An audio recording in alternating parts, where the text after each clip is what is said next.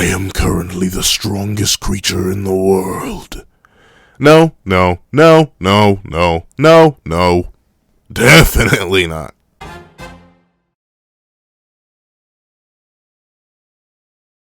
Thank you to our father patrons, Strawbones and Aaron. Now, before we come to this breakdown / review of Chapter 76 of Four Knights of the Apocalypse, please really on this one chapter in the comment section down below. Leave a like and subscribe if you haven't already. Also, make sure you hit that little notification bell so you miss out on any videos that come to the channel. Also, I do have a Patreon down below. It's more for as low as $1 a month. You get things like exclusive videos, early content, and more. Now, let's hop into last week's poll. So, last week I ended up asking you a question, with Tristan decidedly going on demon time. The boy snapping. The boy going a little bit loco, know what I'm saying? I want to figure out if, that boy, the brother in blood, that boy Lance, just couldn't make it, King Arthur still got him up in his feelings, screaming about a girl that he wanted back, but not in the way she wants him back. Like, you know what I'm talking about? Like, who could come out and save everyone from our demonic little boy? And obviously, we have 5 options. And I have 195 votes. Only one option came in with the lead, the number one, by a decently chunky margin, if I do say so myself. And that was Big Papa Meliodas. A lot of people agreed it's his son, it's his kingdom, it's his problem. And to be fair, I don't even disagree with y'all. Like, notably, if this chapter did not have who it had in it, I would have even been mad. I wouldn't have been mad if just Lance showed up. Really, I want bro to. But in terms of Meliodas' passivity, I know there's supposed excuses, but he's guarding Bartra. But he can't leave. It's not like he doesn't have a weapon that clones him that he can send out to fight autonomously, which would easily slap up this fusion commandment tier threat. Like, it's not like he has a weapon like that strapped to his back like 99% of the time. Never. Could not have that. But I'm glad 47% of y'all agree with me, like, yo, alright. This has been your issue, dog. Half your kingdom's ravaged, quite literally, because you're standing there, doing nothing, when you have multiple capabilities and ways of taking care of this problem, and now your son's going crazy. Come on now, dog. What are you doing? And then, in the number 2 spot, I'll give it to y'all. I need to clap. I think this is the first time a poll choice has, 1, been correct, and 2, been correct to such an insane degree. 30% of y'all said Arthur. Said he's gonna show up, he might as well. Plot twist. Oh, homie showed up, alright. Like, bro's here. Bro's definitely here. He is definitely that guy. And, I can't even knock the hustle, right? Because he had said a while ago that, yo, I'm about to spawn in. Yo, where we dropping, boys? And to be fair, we had all been waiting. Like, I think he literally said that 10 weeks ago. Like, it's at this point, like, I'm trying to think off the top of my head when he said that. Because it was right when the Chaos Commandments appeared, and we see Orlandi looking over and recognizing Gawain. And that was, like, forever ago in real time. Though, in verse, it was probably, like, 15 minutes. That's why Arthur probably took so long, because in our time, it feels like forever. But in his time, it was like, oh, I just had to go get changed. But, following up with that, Elizabeth at 13%. I'm not sure why I find this so shocking. Maybe because I think, like, a lot of people, myself included, occasionally forget Elizabeth as a combatant. And while that is true, on top of that, she doesn't seem like the kind of guy who would come and be like, hey, Tristan, sit down, and just, like, smack the taste out of his mouth for using his demon powers too much. And also, like, would Elizabeth run into the Mael problem again? Where, like, or I suppose the Esterosa problem, where light magic just wouldn't work on Tristan, because he's also goddess. Like, would it just be bouncing off him again? And he's like, Mom, this does not work. Now, please, call Lance or call Father. like, I wonder if that would happen again. And I'm not saying that Elizabeth couldn't just, like, brute force him down with a whole bunch of light, but I don't think light would actually be that effective on Tristan. Bro's probably immune. However, right after that, we did get Bond, right? And I'm thinking this is just leading on the Lance hype. Like, yo, leave Lance alone. He's dealing with a lot. Like, it definitely does make sense. Bro could literally disappear at any time. That's the thing with any of the sins, right? Gothel was just wandering around in a demon village. bro, they can just do whatever they want, really. They're so strong, so powerful, and they have so many ways to hypothetically get to each other. I wouldn't really be shocked if Bun just appeared one day and was like, yo, I'm gonna train you, King gonna train you, Meliodas gonna train you. Like, there's options, or there were options. We'll see. Then, in the last place, King. I put King in there just because I was like, you know, why not? I like King. Maybe other people like King. 4% of y'all like King.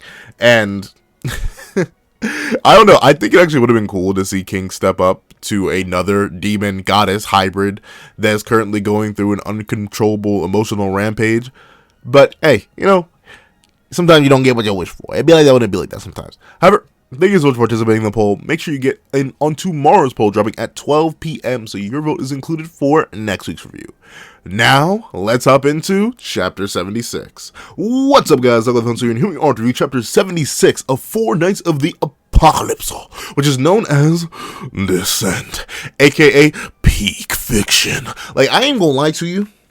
No, I saw one image. Like, I opened Instagram and saw one image. That was all I needed. I didn't scroll. I didn't do anything else. I immediately I recorded the drawing. I was just so lightning quick. Lightning McQueen got nothing on me. I was simply that active, that quickly. This chapter, and actually reading, there's one slight issue, but it's so minor that I can barely even count it as an issue.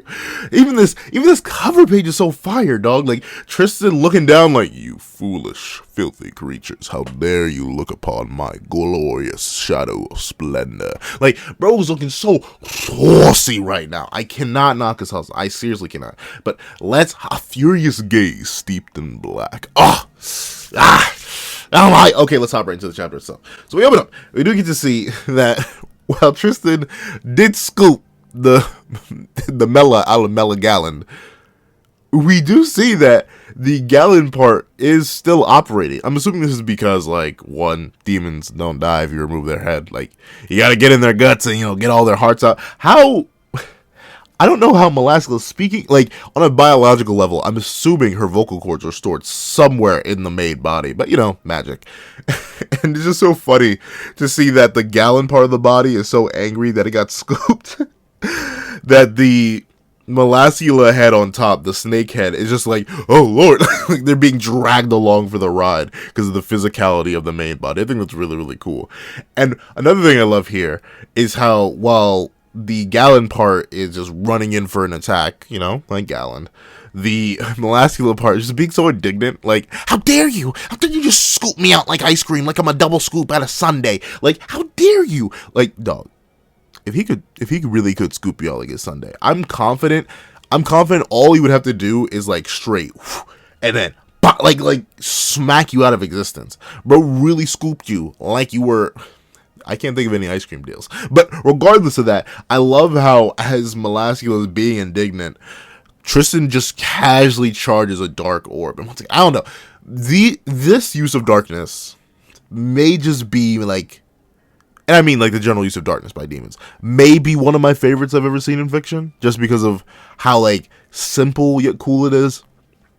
Of course, Kingdom Hearts will probably always take that top spot just because I think I have an unhealthy emotional attachment to that series. But regardless, I love how Tristan, in response to Galand just charging up, and notably, Tristan isn't even really looking at Galand. Like, he just feels his presence coming. He charges a dark orb and just, boom, right through the chest. Like, it is insane. He blasted him straight through. And the orb had no resistance. It went straight through, just like he was diving in himself. And I love how, as the Galand body goes flying back, Tristan, and it's the indifference. It's the indifference, the casualness, and the almost instinctual nature of it. Like, this isn't flashy. It isn't special. It isn't crazy. It's not like Shining Star. It's not like raining meteors. It's not like any of Tristan's other attacks. It's simple. It's clean. It's effective. All he does to get rid of the Mela-Galand head is to flip it in the air and then kick it with a simple declaration. Silence, you decoration. And just immediately kicks her apart. Like, it is absolutely insane. He actually just kicked her head all the way apart. Bro's different. Like, I ain't gonna lie to you, bro is indubitably different. And I love it. I love it. I don't know. Especially considering the like button's free and so the subscribe button. So I greatly appreciate if you hit both of those because they help the channel out a lot. They help the video out a lot. And they help me out a lot. Thank you. On top of that, it is just like a level of savagery that you wouldn't get from this character otherwise. And I love that. I don't know. Turn any character and make Percy into a savage. And I would be unbelievably happy. Give Percy a serious moment where he just goes dark and goes. We had to spare Percy, and I love that. So to see Tristan, a character who, for the most part, really is so steeped in light and levity and enjoying the presence of other people and being a cool kid and a nice guy. Like, this is the same dude that saw Chaos Melascula and was casually playing 20 questions with this high-level demon just because he wanted to know a little bit more about his mama. Like, this is the same dude. This is the same dude. Well, then again, I don't know. I feel like the amount of bloodlust we saw from initial Tristan seems a little bit off. Like, he didn't even question Percy. He's like, sorry, bro. He got to go. But in terms of just the rest of his interactions, he doesn't seem like a guy who would operate like what seemingly is this methodically, like a single shot through the chest, knock them down, kick the head apart. That's it. There's a callous disregard that's present in Tristan right now, and I love it. It feels so authentic. It really...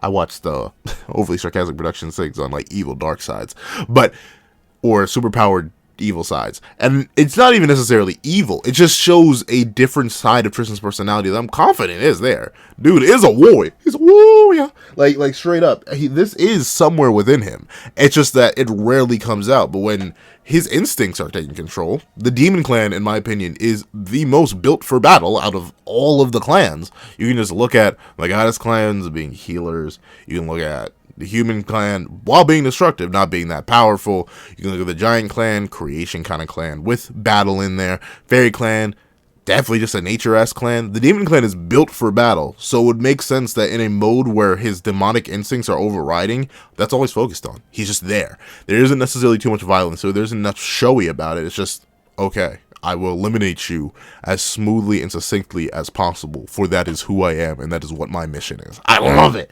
And we do get to see that as Velasquez's life juice just starts dripping everywhere all over the Mela-Galand with a hole in it, Percy is just blown away. Like, that's just gonna... Tristan, you really are that guy. That is legendary. What the... Easy? And I love how Percy and his mini Percy are just so excited and, like, amazed by Tristan's new level of power. Mainly because, once again, I'm assuming as powerful as Tristan must feel right now, it's still Tristan, right? Like, they still see the nice guy that admittedly did have his platoon, he slaughtered them all. But still, bygones, bygones. Like, he's just excited. Meanwhile, Nasians is sweating and is looking on like, what is that form? And I like the almost cautious nature behind it, mainly because you gotta realize, once again, and this is one of the good things about Seven Deadly Sins world building. Yeah, the Demon Clan happened, and it was only 16 years ago. Not many people forgot. Like, this fear of this dark, girthy, juicy, like, it still is threatening, even if it's on your side. Like, imagine one of your friends just multiplied their power massively and then was operating in a fashion that's completely different to how you see them operate usually. Like, I don't think, like, you'd be happy, but you wouldn't be like, yeah, that's amazing, keep doing what you do. You'd be like, yeah, that's amazing, keep doing what you do 10 meters away from me, thank you. And I love how both the excitement and the caution is shown with Percy and Nasians. And then we get to see that Dreyfus and Hendrickson are just like, hey, it'd be like that, it'd be like that, you know what time it is. He really is the son of Meliodas and Elizabeth. He's just that guy. Now I think about it, why don't Meliodas and Elizabeth have more kids? It's already been 16 years, dog. I mean, like, I'm not saying rush anything. I'm not even saying, okay, a bit of me is like, yo, why don't you just make more kids that have more powerful protectors for the rest of the world? But in actuality, like, I feel like at least Meliodas would want his son or any child of his to have a sibling, because he had a sibling and he wants them to have a good life.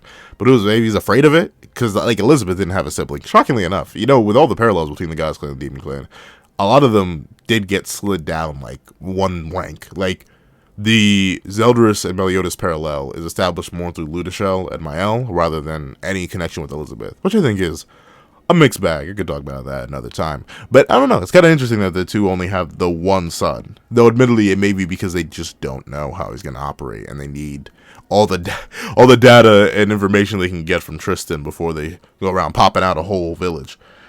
Though, once again, very cool to see. Dreyfus, Henriksen, two people who are extremely well versed in the magic of the Demon Clan, completely understand this. They are not surprised. They are not blown away. They've experienced the Demon Clan inside them, deep in their guts, and all over their faces. So, someone take me to jail. Nah, but like they've experienced the Demon Clan very, very deeply inside them, so they understand the raw power that's on display here and what its origins are. And I think that's good, right? Have the characters that would recognize and respect this power, and have the characters who wouldn't recognize it but still respect this power.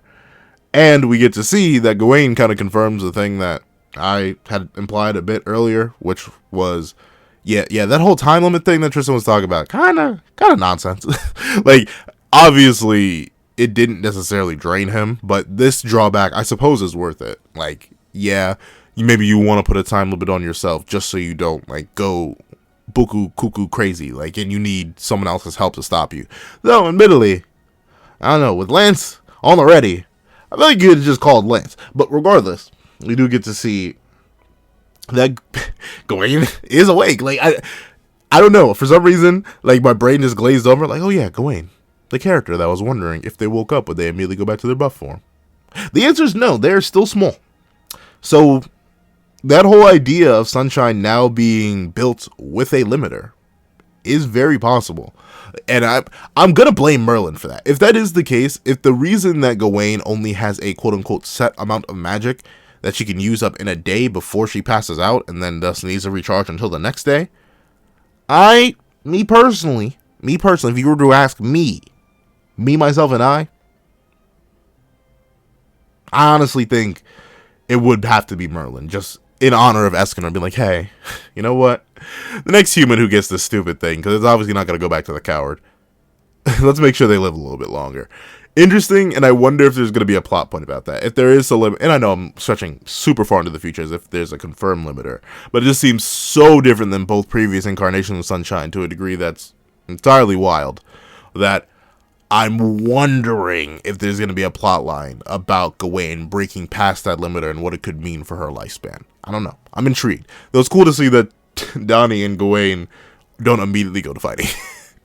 Mainly because Gawain is small and out of magic, and Donnie is also tired and injured. But it's cool to see she's civil for the most part. And I'm glad to see that Gawain immediately saw through the nonsense. I was like, yeah, okay, so a time limit, huh? This is what you call a time limit? You sneaky boy. I like it. It's in Gawain's character to be a little bit nettled about things being hidden from her or lied about.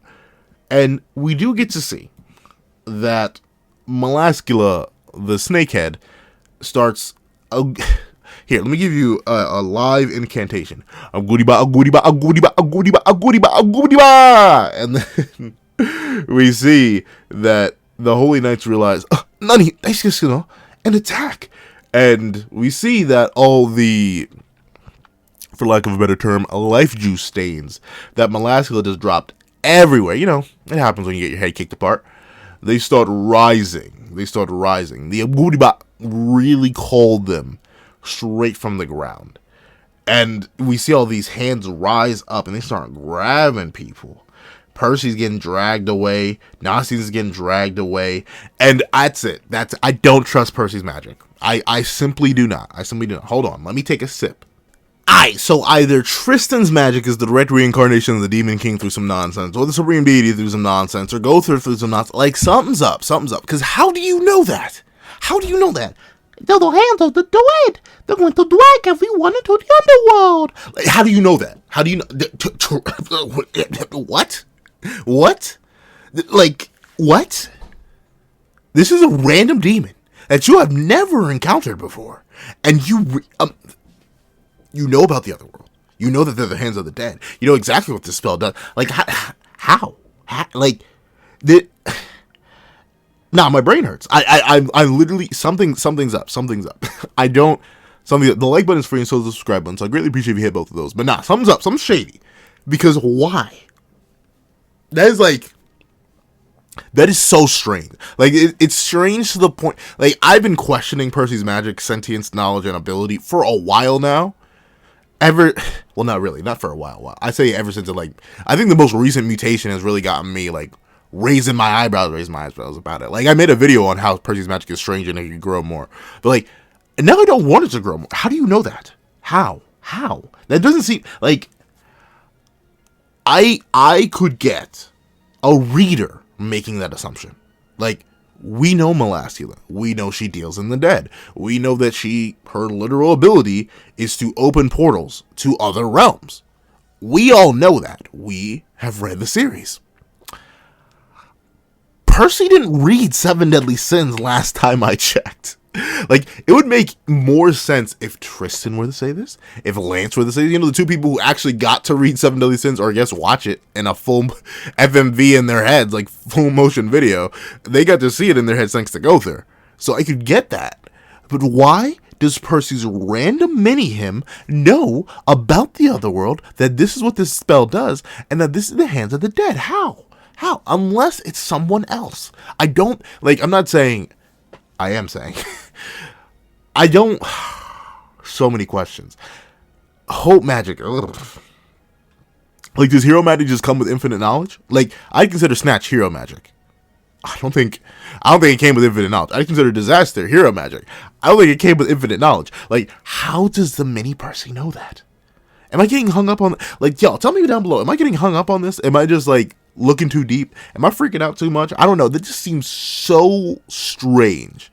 Like, sucker punch me in the face, haha, got you straight. Like, I feel like I'm supposed to just glaze over this, but there's gotta be something up with Percy's magic. It's too knowledgeable, too sentient, too good at its job, and too independent from Percy to just be Percy. And we have never, and I mean never, seen a magic like this outside of, and I know y'all gonna be like, Pencil, do I got a story for you? And you do. But the only magic that this seems even remotely similar to is Chaos. Because Chaos was a will, and Chaos created the verse. So Chaos obviously probably gave Arthur a wealth of knowledge that he probably immediately would not have direct access to as just Arthur alone. And who knows, if Arthur were to manifest things like little creations, they may be slightly imbued with Chaos's will and knowledge, and they'd be able to spit to him facts about the world. Like, who knows, maybe how to create other worlds, how to transport other worlds, stuff like that, matter manipulation, all the good stuff. So, either Percy's hero magic is just so unique that it really is just his magic having super rare knowledge powers on top of everything else it has, which is literally an entire toolkit and then some. And or there's something in Percy. Hey, yo. But he's a legal adult in this time. But I think either there's an external source messing with Percy's magic that's making it like this, and or there's either an external source, something more we don't know about the magic, or there's something in there, or someone in there that would know all this stuff. Any of which is concerning, and any of which makes me trust the magic less and less. And it's so adorable, so I want to trust it, but it's evil! So I'm not going to. However, we do get to see that Hades' supper. Yo. Why? Like, we have Arthurian, Greek. I bet we've had some Roman. And we've had Norse. Naga, but you're just going to be pulling from everywhere, huh? Like, so Greek mythology exists in this time period. I don't know, whatever. But it is amazing to see all the different hands reach up and grab down the Hawk Knight. What are his powers? What are they? What are his powers? Why does he have a hawk head? Like, I'm legitimately confused. We've seen this guy before. I'm not sure if he was, I need to double check, but I'm not sure if he was in that like multi-page spread of all the knights from a chapter ago. But legitimately, of all the things, like again, it may just be like a meta reference, but in universe, why is he wearing a hawk's head or hawk's body for a helmet? Does it give him transport powers? And he's specifically the one screaming stop. Like he's one of the 2 voice lines on that page. So Nakaba's drawing attention to him. Nakaba, are you just messing with me? Are you just saying, this is the closest you're gonna get to Hawk for a long time, buddy? And to be fair, I want to see Wild. But regardless, I don't know. It just seems so strange. 2 weird things back to back. Percy's potentially evil, possessed, super crazy magic, and the Hawkman. DC, don't sue me. But regardless, I love how everyone else is struggling for. Oh, is that one of the dudes from? It kind of looks like one of the dudes. Remember the other kingdom that got destroyed by Leonis in the Vizel fighting festival with the 10 commandments, and it was the ones that Elizabeth saved or like helped heal from poison and stuff like that. The ones that tried to fight. I don't know where that accent came from, but the ones who tried to fight Elena and Elizabeth, those 2 from that lost kingdom that ended up being destroyed by Leonis. Like, well, technically it was evil Dreyfus and evil Hendrickson, but regardless, Leonis. It looks like that guy. I doubt it. It's not the exact same mask, though. I believe his mouth was, like, longer. So it may just be, like, a loose reference or my brain just making assumptions. But, hey, regardless, I think it's a cool design note. However, we see that everyone is getting slurped up by these hands. Even Dreyfus, with his bad back, is getting torn down into the underworld for supper. And we get to see that Tristan... It is so reminiscent of his father. And, like, I know... The good thing about Four Knights is that a lot of Four Knights original readers who really just didn't read Seven Deadly Sins, and it happens. I've run into them. People are like, oh, hey, I saw your reviews on Four Knights. Never read Seven Deadly Sins, though. Do you recommend it? Yes. Reading Four Knights, yes, I do recommend it. But I love how Tristan here, as you see the hands just crawl and reach over him, attempt to pull him down. He looks just like his father did when he lost all emotions. Like when he was just standing there in assault mode against Arthur wielding Excalibur for the first time, like...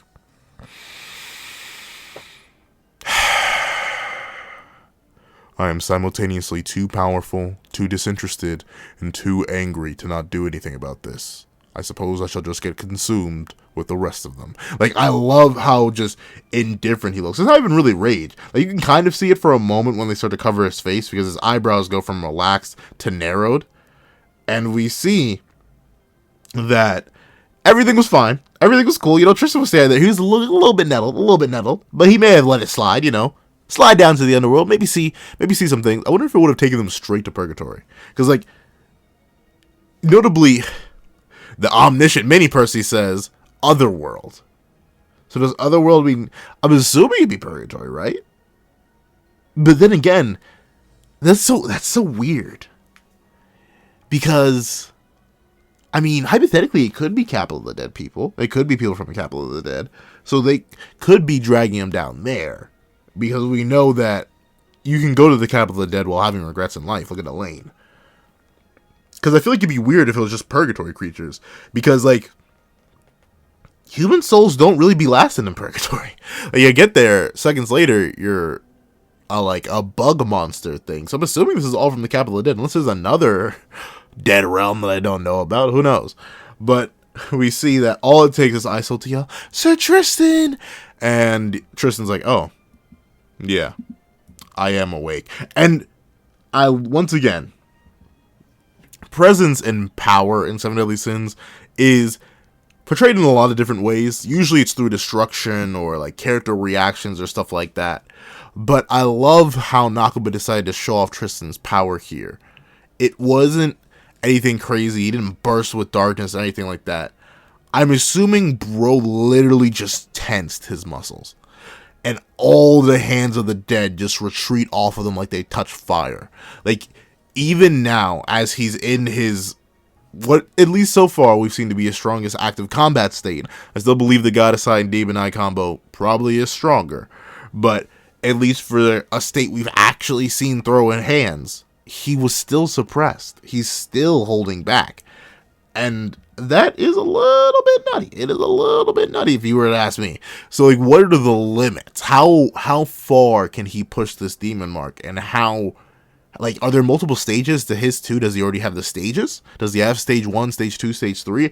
I'm not sure. His demon mark is so much different than his father's that I can't actually really identify which stage it would be in. Like, it seems a bit bigger. I think it seems a bit bigger than it was at the beginning of the chapter. Yeah, like, at least on the cover page, it's somewhat above his eyebrows, and the top of his eyes when relaxed, but now it's reaching more down his forehead. So maybe this is another stage to it. If this is all this stage 1 demon mark for him, I'll let you will, because bro's strong. And you know what else is strong? The fact that the like button is free and so the subscribe button. And we greatly help the channel if you hit both of those, and I greatly appreciate it. Thank you. But on top of that, I do have an Instagram and a TikTok where I post daily. If you want to get more pencil content, check those out too. However, they're in the description. But so I'm sorry. We do get to see that Tristan, once he bursts free, it's that kind of time again. Because at random, the hands just seemingly go away. Oh, I wonder why. They just all retreat and start sinking back into the ground. To the point where Gawain actually acknowledges them as like, huh? What the heck is that? And Donnie's even confused. And now I think about it, does Gawain not care that she's just naked on Donnie's back? I just thought about that. Like, she has no clothes. She just has a jacket and is holding on to Donnie of all people. I feel like a character as arrogant as her would be a bit more angry about that. But hey, you know, you're tired. It's been a long day, so maybe it's just not registering to her yet. But we see as these hands retreat into the dark portal, we just don't understand why. Why would these hands suddenly retreat when they were doing so well? And I suppose it was the fear of dying forever. Because who knows, maybe if you stay where you are long enough while you're dead, you could reincarnate. But if you mess with this demonic goddess deity, you probably are never seeing the light of day again.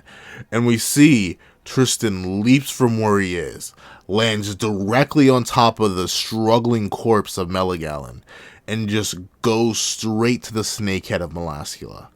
And he simply grabs her by her armpits and just begins to pull. And once again, it's the flat face. It's the complete disregard. He doesn't care about the pain he's causing it. He doesn't care about how vicious it is. It's nothing.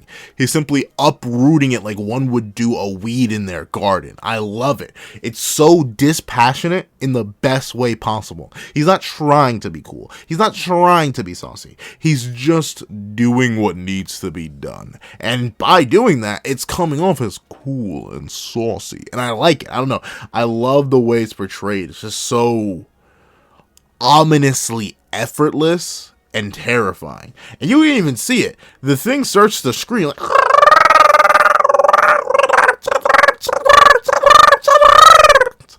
and it goes, stop. And Tristan, after ellipses and a half, is like, okay. And he just tears it. Like, I guess he really was on his Teen Gohan kind of energy. He really is right now, just a little bit. Maybe there's a little bit of bloodlust there, because he was just slowly torturing it, but then he immediately just tore it out, full stop, just ripped it straight out of the head. Oh my! Like, I love it. It's so metal. It's so metal. I love it. I love it. I love how that seemed to actually take a little bit of effort on him. Like, he's actually gritting his teeth. And I love this shot. And we get to see everyone looking on is in shock, horror, dismay. Like, y'all, this thing was gonna kill you. Like, I get it, Tristan seems to be going a little crazy right now, but 1, call Lance. 2, call Lance. 3, call Lance. And 4, call Lance. But 5, he's getting the job done when none of y'all could. Don't knock his hustle. And he's doing it barehanded. Bro is not drawing his blades. He's just casually tearing. Hold on, let me see. I think he drew his blades earlier in the chapter. Oh no, yeah. Okay, the most wild thing about this is that not once did he draw his blade. He just was casually tearing through them physically. That is crazy. Where did I get the missing? I'm just double checking one more time. Did he really never draw a Mael or Estarossa? He didn't. Bro is just different. He's literally just dissecting them with his bare hands. I love it. I love it. So juicy. And we get to see that the snakehead asks, "Why? You said you would stop." I'm sorry. I know editing me is gonna strangle recording me by going back in the timeline when I have to edit this. And who knows if I put a filter over it. I really can't trust editing me. I don't know. He's a strange man. But I'm sorry for your ears. I don't know. I don't even know how I did that voice. I just like it. But we get to see that Tristan just goes on to casually say, "I told you. I can't control myself when this happens." And admittedly, that's the one weak point of the chapter. I wish Tristan just stayed silent. Like, even the okay was fine. Like, the interaction or the all right, whatever. But I think it would have better been sold if he was just mute. Like, pretty much like the Spare Percy. The Spare Percy, he spoke, like, spells and stuff like that, but it was in a language we couldn't even understand. So it had the same impact as if he was mute. It just made it creepier.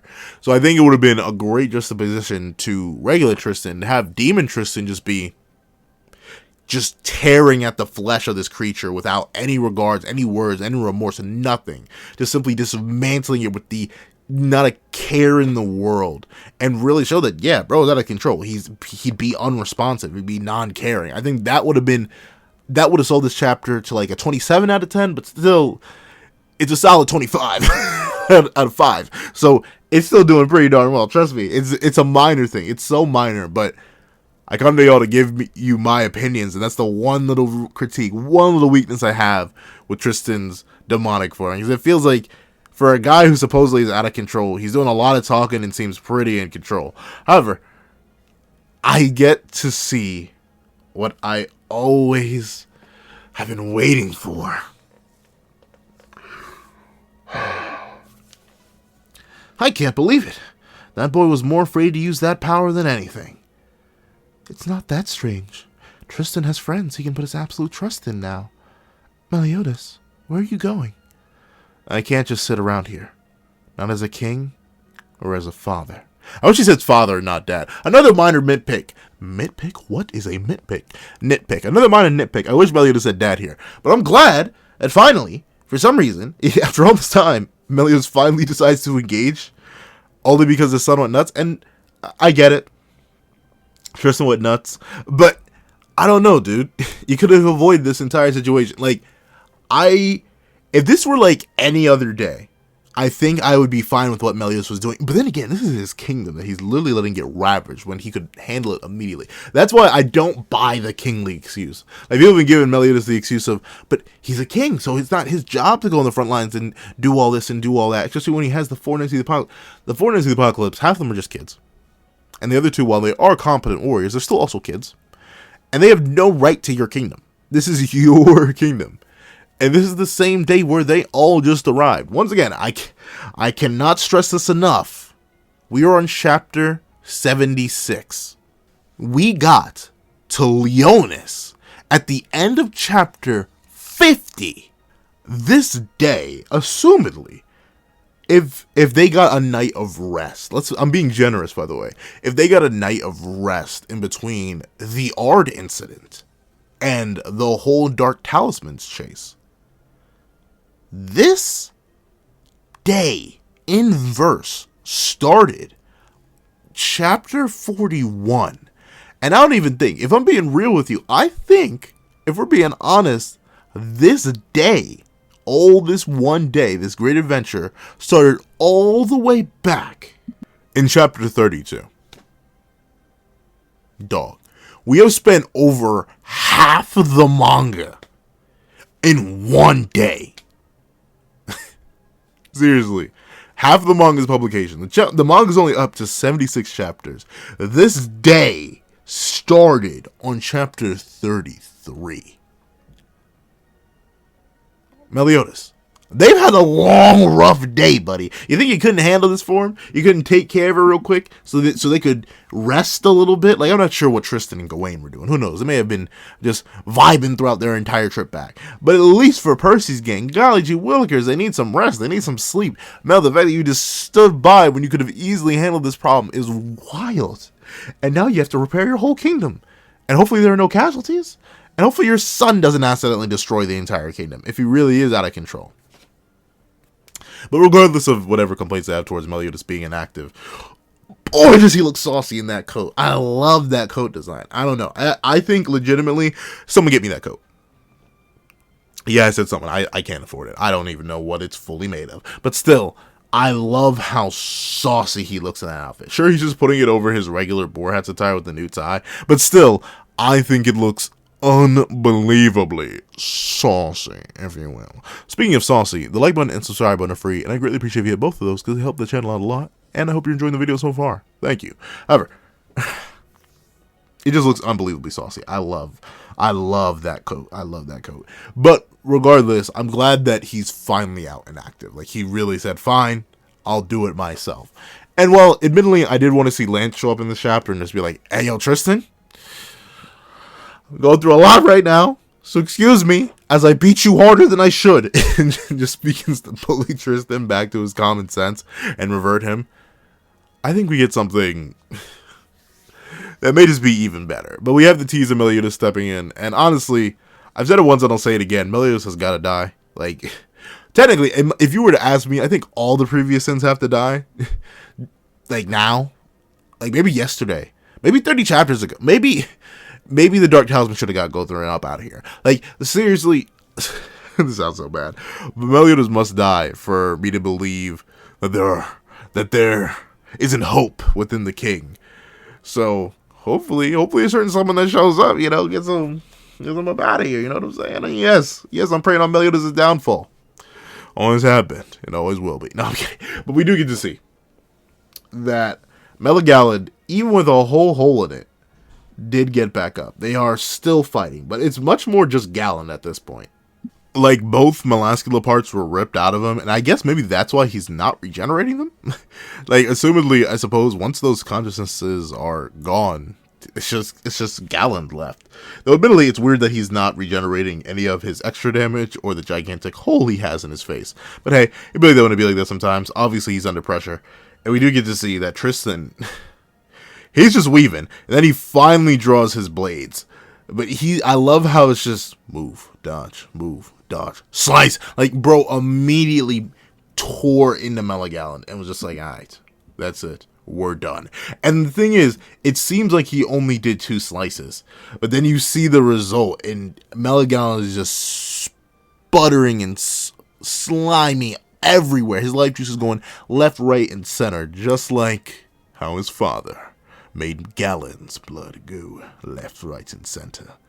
But we do get to see that, with that being said, Mela-Galand finally drops. It's like, that's it. Bro's gone. Hey, Billy don't believe that sometimes. Melascula's not here to res him.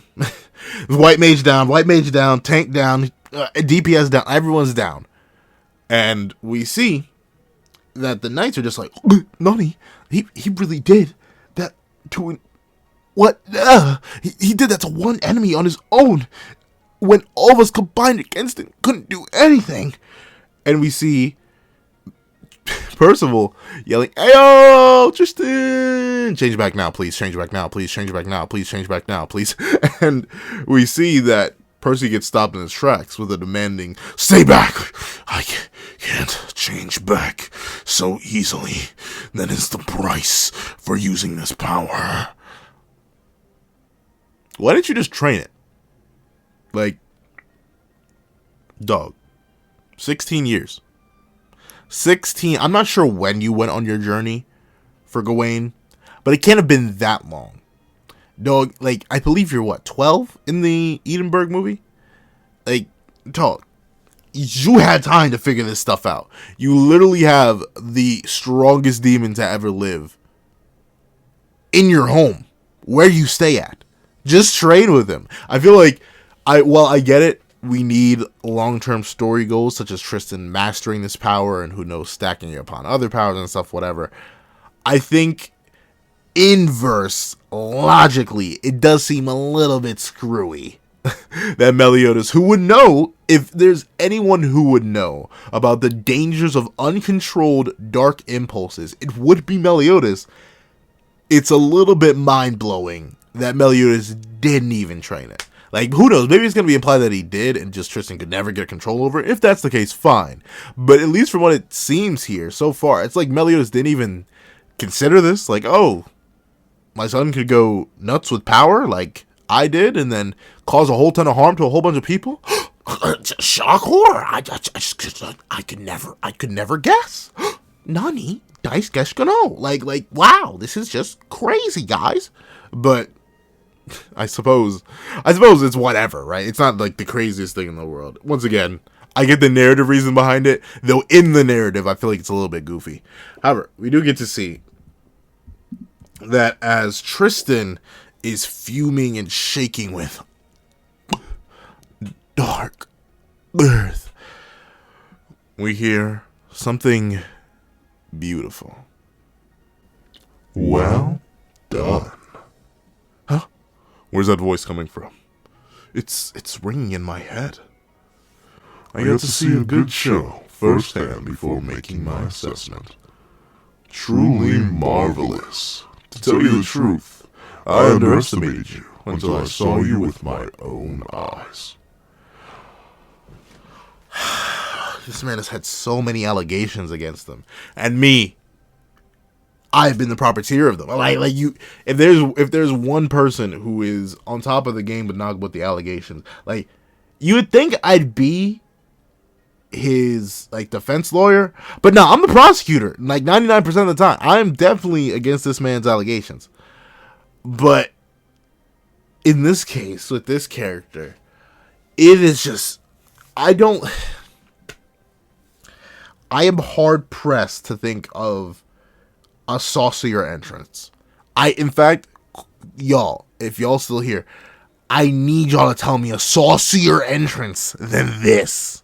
A saucier entrance than this, bro. Wait for it.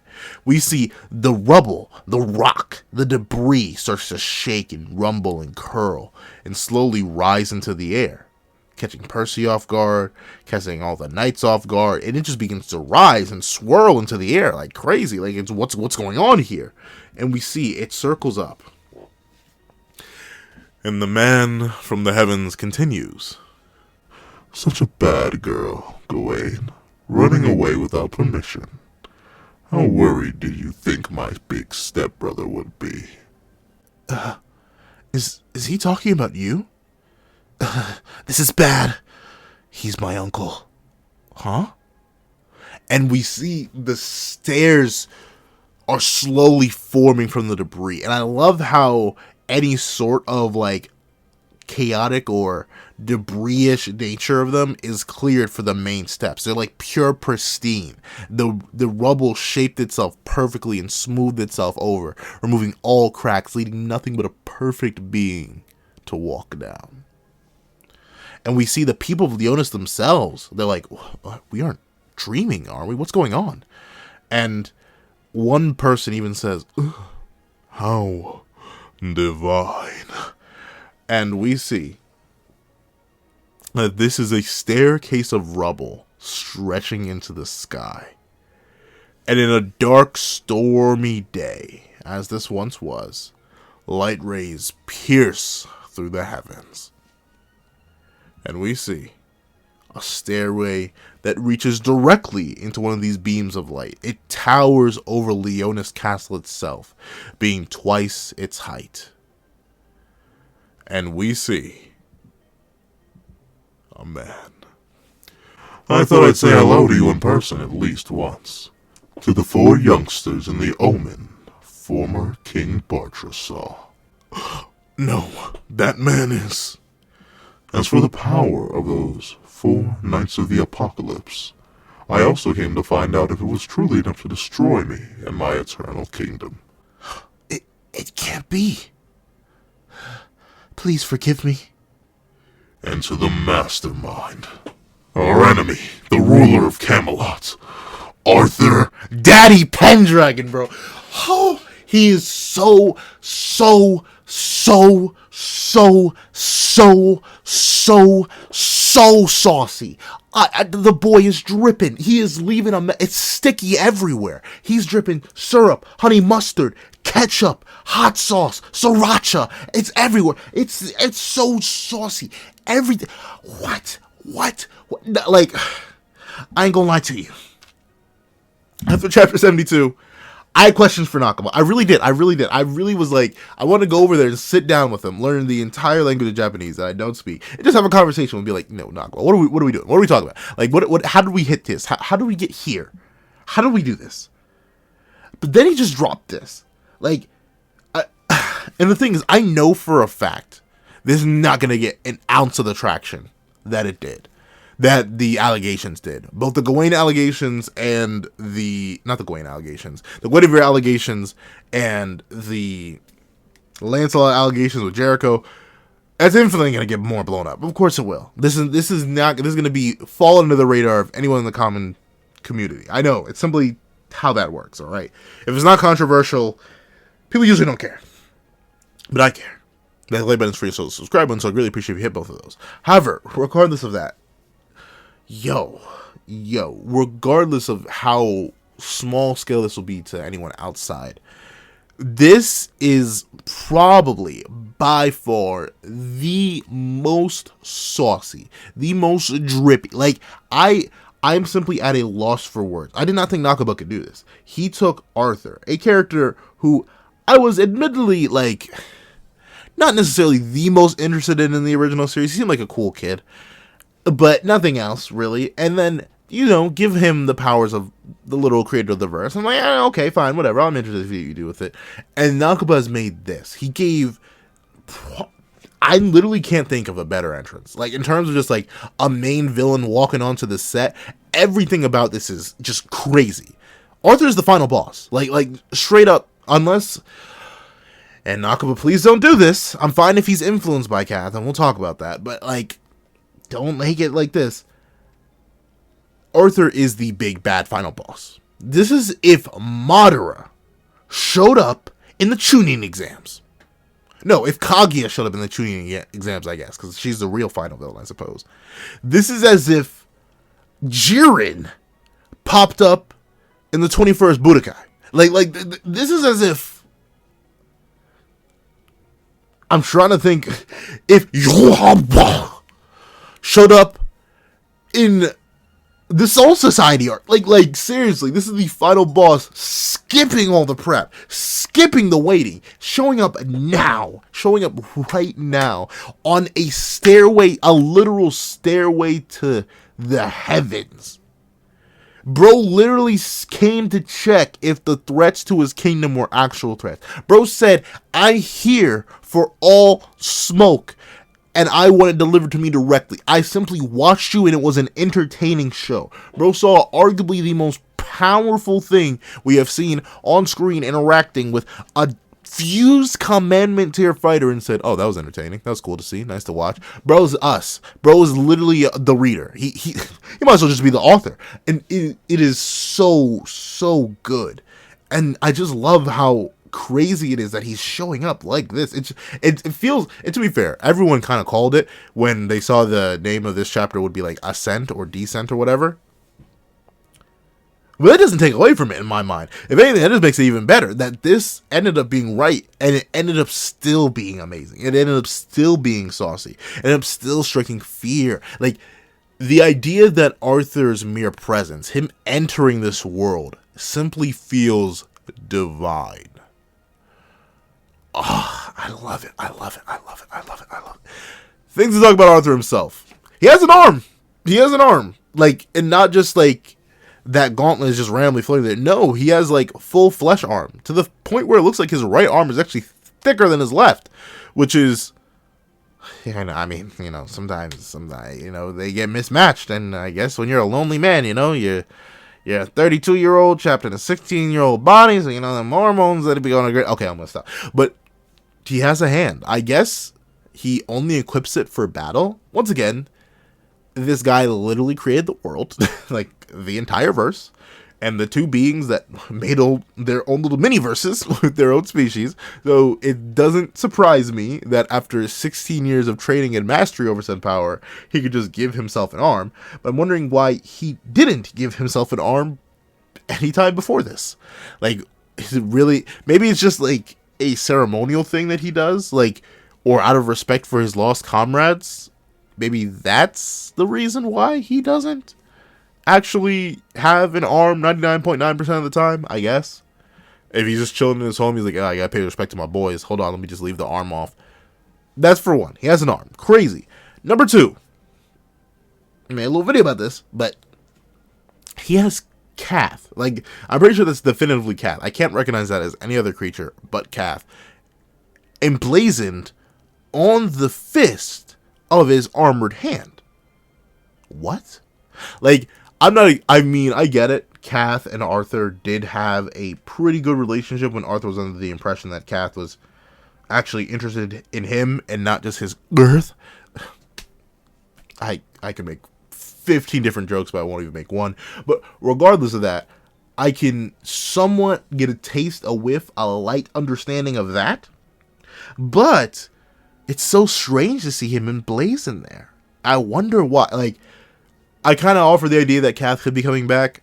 Once again, it's entirely possible that Arthur, being the creator of the verse, could just create anything. He could just make another Cath. If not, just release a copy of it that's under his complete control. Who knows what the thing is with Arthur's powers. Percy's powers already showed us that the sky's the limit with what Nakaba wants to make with magic. There's no hard and fast rules about what a magic can be. And the thing about chaos magic is that even before Percy's magic, there were never any hard and fast rules of what it could be, because it was everything. It could create worlds. It could create beings who could create worlds. It could do whatever. And this man is 16 years deep with that power. 16 years creating his own world, his own realm, and casually manipulating rubble into perfect steps to come down from the sky. Like, the level of power he is at would make perfect sense for him to just poop out a Cath. Give it some magic powers. Whatever. Just have it fight. He could literally... A wise man once said this. He could literally just summon an army of them. It would take no sweat off his back. Bro literally has the verse in the palm of his hand. So control over a being that he literally ate would not be too surprising. I think I'll make an entire video talking about the hypothetical implications of Cath influencing Arthur. Maybe chaos influencing Arthur. Personally, regardless of whatever videos I make, I still am full on I want this just to be Arthur in his entirety. I want Arthur to just be evil. Because, yes, I find it funnier. I find it funnier and more interesting if it's just him. Any external influence or like, oh no, you see it was Arthur actually being puppeteered by the rest of the Chaos Clan. And you see there's actually a super race of Omega aliens known as the Chaos People. And Arthur was secretly training up the Four Knights so they could fight together against them. No, please, no, let's not do that. Let's not do that. Let's just have Arthur be the final boss that showed up way too early in the narrative. Another thing to note. Does Excalibur look weird to anyone else? Like, the container of it. I don't think that's what Excalibur looked like. Hold on, let me double check. Yeah, no, Excalibur didn't look like that. I don't know. Is that not Excalibur? Is he just wielding a randomly different sword? I mean, I guess he doesn't need Excalibur necessarily to body bag who he's coming to body bag, but at the same time, I don't know. It's interesting that he left what would be, I don't know, if you ask me, Caliburn / Excalibur would be Arthur's most iconic weapon. The fact that he doesn't have it here is kind of crazy if you ask me. So I'm kind of wondering what this new weapon is. I wonder if it has any special properties. Did he make it himself? Did he have the Buzu make it? What's up with Dubs? I don't know. So many questions about his appearance here. And on top of that, I'm intrigued to see how he is like in combat. Mainly because he seems all smiles and happy face now, but I know bro's a demon. I can see it in his eyes. However, that's enough talk on just Arthur being father and just going crazy. Like, I love it. But we do get to see that once again, Percy's magic's being completely separate from his own mind or like independently sentient. Percy goes on to say, that guy. And his magic says, oh yeah, it's King Arthur of Camelot. So, it can recognize Arthur, but he can't.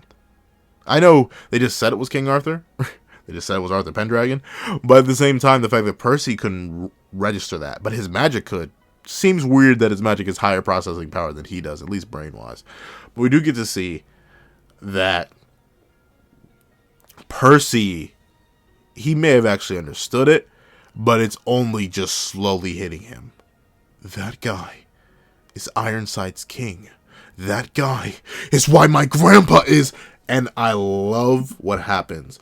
Percy immediately lunges in. There is no hesitation. There's just pure, blind rage as he charges in, dragon handle at hand. And we see Nasians yell for his friend as he charges towards literal death. And as Percy screams, give me back my grandpa, wielding the last piece of the thing that Ironside was trying to get back from him. The Coffin of Eternal Darkness, which told you that the like button, screen, social subscribe button, so I really appreciate if you hit both of those. Arthur literally could have just wiped him from existence. I am fully confident at this point that he could have just annihilated Percy here. And you can even tell by his sheer disregard, because he doesn't necessarily react to the accusation, but he acknowledges it and understands, oh, you must be Ironside's boy.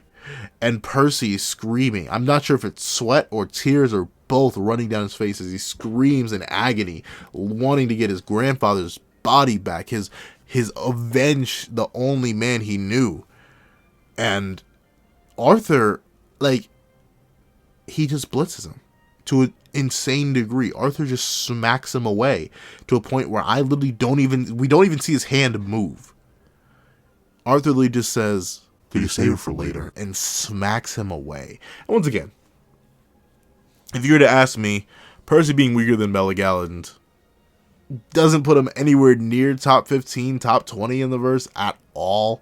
Like, a whole bunch of characters would be stronger than Melascula plus Galand, unless we get something in the data books or whatever that this is a multiplier effect, like, oh no, Mela-Galand plus, not Mela-Galand plus, but Galand plus Melascula was actually an exponential increase or something like that to their level of power. If it was just simple addition, Percy being weaker than them obviously wouldn't forebode him going up against Arthur, the literal creator of everything, or at least the guy who holds the creator of everything in there. Yeah, pretty much. If Arthur really wanted to, he could just drop a son. Like, that's it. Or just drop another planet. Just casually just be like, oh yeah, so die. And just drop a whole planet. He could easily do it. There's no doubt in my mind that he could just whip that bad boy out and they just be done. There's nothing they could do about it. And we see that, one, I don't know, I just find it so crazy. He doesn't even take Dragon Head. So was it all a bluff? Is it all a lie?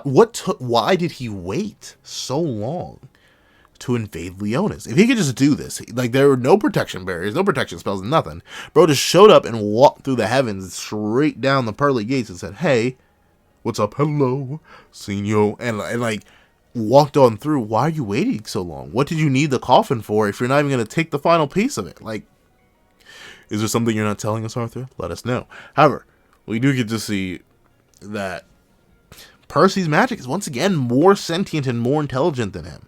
Stop. Going after him is useless. Change of plans. How are you independent of his emotions, feelings, and mental control? I don't know. I have so many questions about Percy's magic. But we do get to see that as Percival and many Percys come with a new attack strategy, Arthur says this. The first one I want to test is you, Prince Tristan, son of our nemesis, Leonis' king and his queen. And we see that Tristan plays no games. And he declares, I will give you your requiem here, King of Chaos. And Meliodas, come save your son. Come save your son and die in the process. Please, thank you. But please come save your son. Bro's gonna die. Bro only has 2 wings out. He is not going all out. This man needs to at least hit assault mode to have a hope and a prayer to go up against Arthur. Especially now he's got 2 arms back. You know the man's gonna go crazy. However, we've hit the end of the chapter. And is that my favorite chapter? Seven Deadly Sins? Nah. There's some other chapters that still go a bit harder. But in terms of just overall reveals, how characters were acting, the character development, the characters shown, all that, I love this chapter. If you made it all the way to the end, man, I'm hungry. I'm always hungry when I record these. So donut down below if you made it all the way to the end. Once again, I always have to thank you. Everyone who comments that. Everyone who comments whatever the secret passcode word is at the end.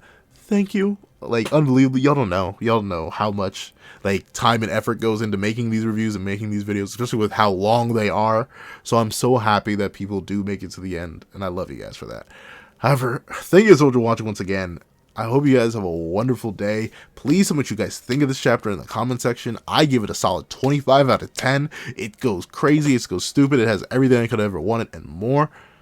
However, please tell me your thoughts in the comment section down below. Thank you so much for watching once again, and I hope you guys have a wonderful day. Please remember to like, share, comment, and subscribe. Make sure the little notification bell so you miss out on any videos that come to the channel.